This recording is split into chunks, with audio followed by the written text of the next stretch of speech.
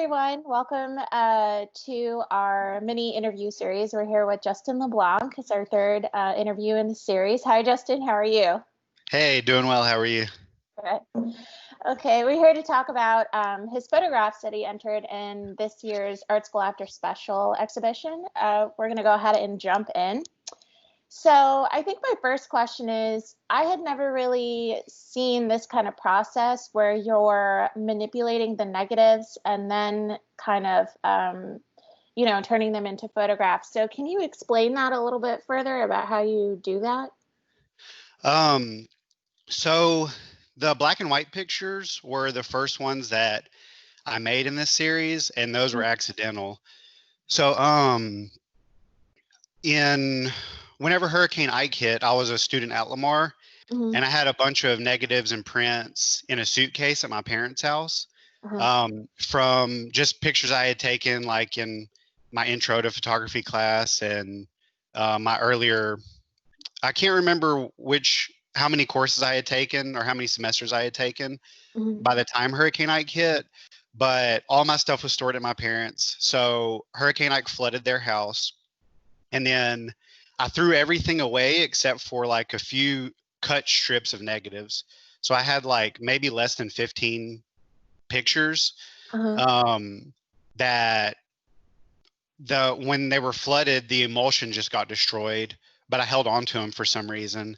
And then whenever I was making the other pictures in this series, I ended up finding those. Like I remembered that I had them, so I like looked around, ended up finding them and scanned them and liked the way they looked, so I incorporated them into the series. And then the pictures that just look like flames, those I soaked in Hurricane Harvey floodwater.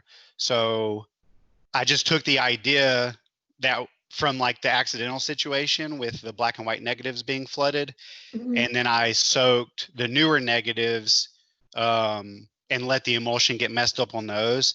And if you look at the pictures with the flames, you'll see like a bunch of cracks and little flaws in the emulsion. And I just wanted to kind of add that element that was just inspired by the accident of the negatives being flooded in Hurricane Ike. So I know that you said they're kind of like accidental. So how much of it are you controlling, and how much of it is just them like just happening to turn out that way? So with the black and white ones, it was completely out of my control. So my parents' house was flooded. The suitcase that the negatives were in filled up with water, and we were evacuated. So whenever we came back in, like the emulsion was already destroyed. So I took them out of the suitcase, and they were still wet with flood water. So I could have just like wiped the emulsion right off the negatives. But I just set them out in the sun to dry, and then the emulsion was fixed again. So I ended up scanning those later with the new ones that I soaked in Hurricane Harvey floodwater. Those were really controlled. So I had like quite a few negatives from pictures I had taken. And I think some of the first ones, I soaked them in Hurricane Harvey floodwater, like long enough where the emulsion just fell off. So I got to the point where I would let them soak a certain amount, and I would take them out and check them and let them soak for a little while. And it happened. I think all the ones that I ended up using were maybe like 2 or 3 days of soaking and kind of letting them dry out and then soaking them again. So the pictures that are in the Dishman show right now that are just flames, those were really controlled. The black and white ones were like totally out of my control and completely accidental.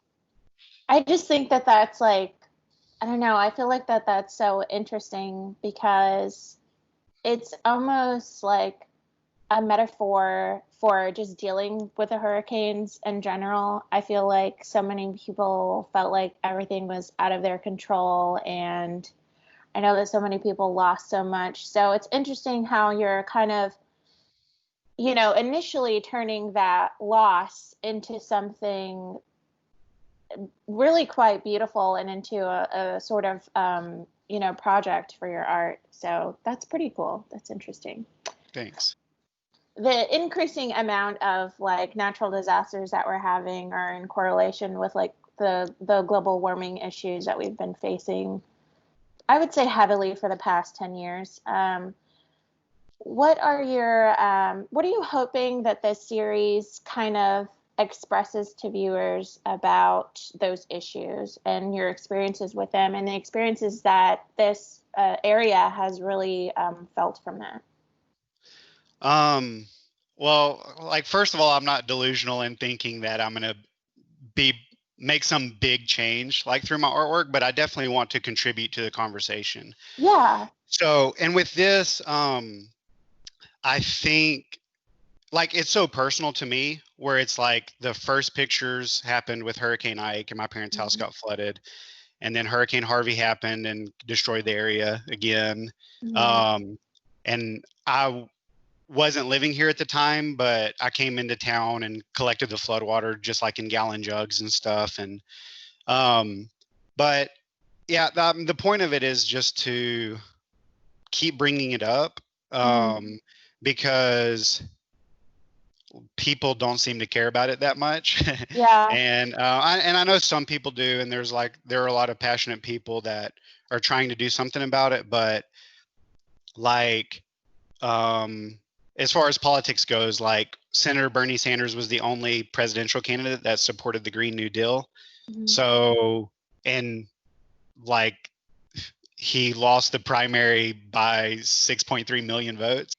The artwork I want to make, it's like just pictures that are going in a gallery, but or hopefully they go in galleries, but it's like my goal is to create some sort of platform where I can like add to the conversation. Because the country's so divisive right now that like it's hard to talk to people. You can't really argue with people because they shut down and get defensive. So being able to make pictures, like you complimented me on them being beautiful. Like if I can make pictures that people enjoy looking at, just things that are aesthetically pleasing and the viewers drawn in, and then I can kind of force the subject matter on them or the content of the pictures on them. It's just a different way to think about it, where someone can be in a gallery space or something and reflect and kind of think about it on their own. And so, yeah, my goal with this was just to kind of talk about or show the cause and effect of, like, I photograph flare stacks and I photograph burning oil and gas and combine it with flood water from the hurricanes that have messed up this area. And first, I just want to give people the opportunity to look at the cause and effect, like in a single image that hopefully is nice to look at or a beautiful picture. Yeah. But so I brought up the photographer Henry Holmes Smith. I thought that was kind of interesting how he is kind of associated with coming up with a similar process to how you're doing these photos and manipulating them in that way. So yeah, I looked into his work whenever you mentioned it, and I'll probably continue to look more into it because I'm interested now. But as far as influences go, I think Andre Serrano quite a bit, his still life work especially, and yeah, I'm definitely influenced by his work. And then Matthew Brandt is an artist that I'm really influenced by, and he so what I did with the negatives, I don't think I would have thought to incorporate the pictures where I have destroyed negatives in this series, this oil and floodwater series, without the influence of Matthew Brandt, because he has a series where he like photographs lakes and reservoirs, and then he'll soak the prints in water that was taken from those lakes and reservoirs that are in the photographs, for like he'll soak them for however long, different times, sometimes super long time. And whenever he takes them out and lets them dry, the emotional fix. And so then he's got like a permanent photograph that is just like sometimes a ton of different colors. Sometimes it's got like white spots all over it. Different things happen to him, and they're like such beautiful pictures. And he does that like with all his work, where it's kind of like whatever the subject matter is, he incorporates it into the process somehow and makes beautiful stuff. I think that that's such a cool, I don't know, it's so interesting because I feel like you don't often get that sort of textural quality, because with painting, I know a lot of people in the past will put in things like grass or something like that. And I had just never really heard about anybody doing that with photography, because I feel like it's interesting because it's an art form that can almost be considered as removed sometimes. So I think that that's really cool what you've done in an abstract way, and then bringing in that other element of, adding the water from, these floods and everything, and that's pretty cool. I do want to talk about one like specific statistic. If the global temperature goes down 6 degrees Celsius, then we have a world covered in ice. So parts of the US would be under half a mile of ice. And this is how the Earth was 18,000 years ago. And if the global temperature were to go up 6 degrees Celsius, then we have a world with no permanent ice. And every region of the Earth would be tropical. So that would be similar to 100 million years ago when we had 30-foot monsters roaming around called dinosaurs. So since 1919, or in 1919, the global average temperature was negative 0.27 degrees Celsius. And in 2019, it was 0.98 degrees Celsius, which is a 1.25 degree Celsius change. And the two examples I gave were 6 degrees above what we're at now and 6 degrees below what we're at now. Yeah. And so like a lot of the argument with climate science, or like the contrarian views and stuff, is people just being like, well, it feels fine outside, or I don't care about polar bears, or things like that. Yeah. And I think like the reason I want to add to the conversation in some way is because like I feel like people so badly don't want to talk about it that they don't look into it, they don't research it, they don't realize that like we won't be able to grow crops if the temperature changes too much. It's simple things like or it's like a very small amount of temperature change can make things very different. And yeah, it's amazing that it's only a 6-degree difference either way. That's between, like, either way our world's ending as we know it. Yeah. Drastically. Yeah. So right. And you mentioned let's see, you had a question about like, what do I want this artwork to do? Like, what's my goal? Yeah. And I feel like with this, I'm not gonna.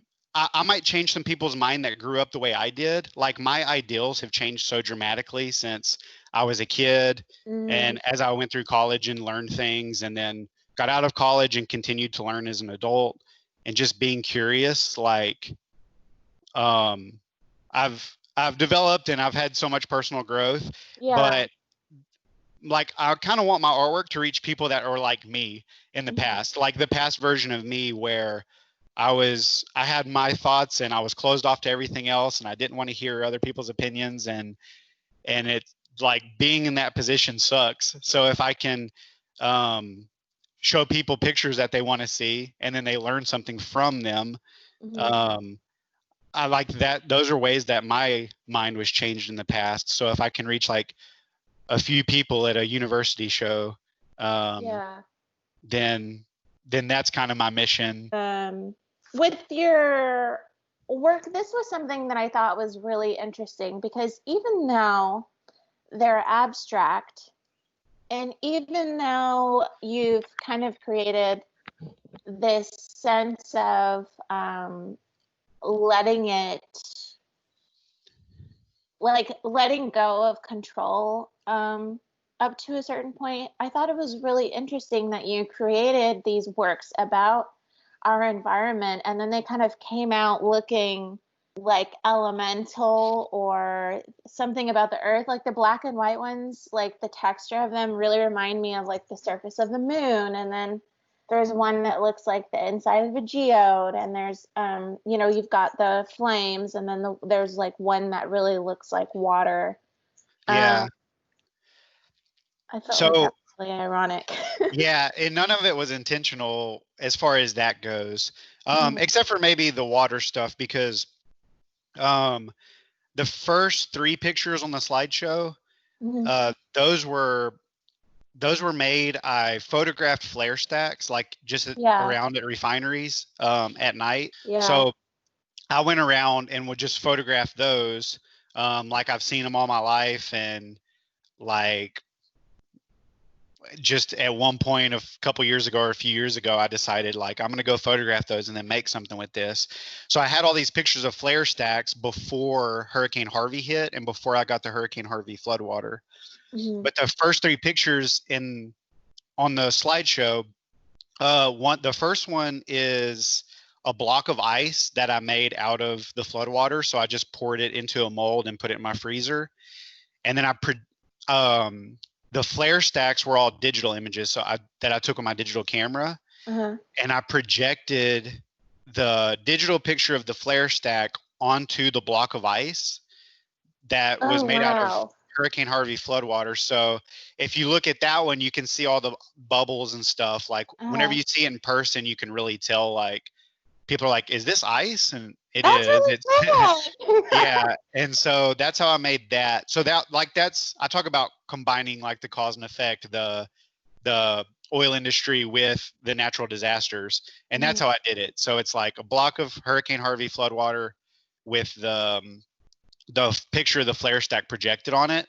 Mhm. And then the next one, it's got three flare stacks, and I just sprayed like a mist of floodwater Uh-huh. on a piece of acrylic and then projected on that. So you see the flare stacks on each drop of water, and that was floodwater, the same floodwater from Hurricane Harvey. And then one of them, I think the one that you're really talking about looks like water. Mhm. It's a jar of flood water, and then I projected pictures of the flare stack through it onto a white background, and then photographed the background. So it's like just a distorted image of the flare stacks through water. And um, the way all these pictures are taken with a 4x5 rail camera, which, so I'm taking it with like big negatives, 4" by 5" negatives. And Mhm. it's the old style camera, if you're not familiar, that you like put the black cloth Yeah. over your head with. So I use those. So all the final pictures are taken with that. Like some of the flare stacks were digital images, and the black and white pictures, those were 35mm film. Mhm. But so yeah, that's how I made those. And the camera that I use is actually, it's like a Calumet, really cheap camera, and it's the same thing I used in Prince's class at Lamar. So my large format photography class, in there I made a few pictures that I ended up liking a lot, that I kind of hung on to that process in later work. Mhm. And then so I ordered one of those cameras from like a used camera shop. And so I use a camera that I used at Lamar. That's pretty cool. Yeah, Yeah. just like a cheap student camera. Yeah, I would have never known those connections unless you just like brought them up, and that's really cool that you're kind of, using that camera that you use as a student in an alumni show. So, Yeah. Yeah. that's really cool. I want to talk about the titles a little bit of these Okay, works. yeah. Yeah, because so I'm like talking about climate change, but I want people to know that I'm not just pointing the finger, because I don't have a car right now. I haven't for a few weeks, but I'll get one at the end of the week. So I'll start driving a car again. Like, I work in the oil industry a bunch. Like, I use fossil fuels because it's kind of necessary, because I can't afford to not. And I like to do things, so I consume fossil fuels like everyone. Yeah. But I also work in the oil industry, and I have since I think like 2010 or maybe 2009. I worked my first job. Like, I'm part of the problem, and I definitely know I am. But it's hard to not be part of the problem if you're not like super rich and just like the way the country is run, we consume fossil fuels like an absurd amount. And there's no effort into, there's not any effort put into changing things. I know it's like a really hard debate, and I'm definitely am not just pointing the finger at like working class people that are trying to defend the oil industry. But so I depend on the oil industry, but I would rather depend on renewable energy for income. Something that I think I started on and maybe got sidetracked was with the titles. Oh yeah, sorry. We did get sidetracked. So the titles. Each title or each picture, it's named after a unit that I've worked on. So I've worked like quite a few turnarounds and stuff like that, and each like alkylation unit is the name of the first picture in the slideshow, and sulfur block is the name of the second one. So it's just I took like different units I've worked in before and named each of those after that. And like the oil I used in the pictures with the big flames, like I took oil out of my car, the car that I had at the time that I was making these, and just whenever I needed an oil change, I just drained the oil myself, and then I used that in these pictures. So I definitely wanted to incorporate like myself and my own consumption of fossil fuels into it, so it's not just me being like, you people are terrible, when it's really kind of like coming at it from both ends. Yeah. Which I feel like it's interesting, but it's also almost more meaningful that way. Yeah. Because you're coming in from a consumer, which we all are at the end of the day.